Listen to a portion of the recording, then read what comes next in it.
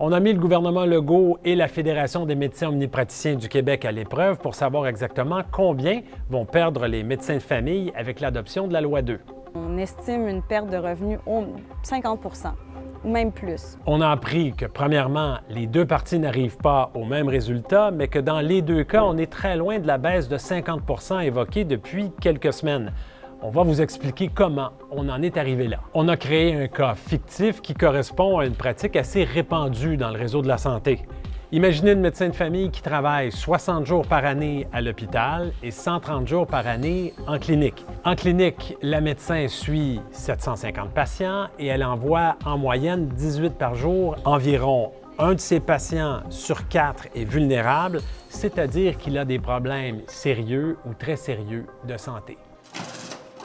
Financièrement, la loi 2 ne change rien pour sa pratique à l'hôpital, mais quant à sa pratique en clinique, il y a véritablement un chambardement. C'est qu'on passe d'une rémunération qui était surtout à l'acte à une rémunération qu'on appelle par capitation.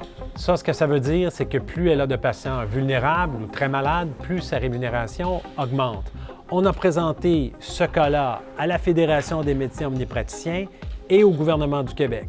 La FMOQ calcule qu'avec la loi 2, la rémunération de cette médecin fictive va passer de 321 à 292 000 $, une diminution de 9 %.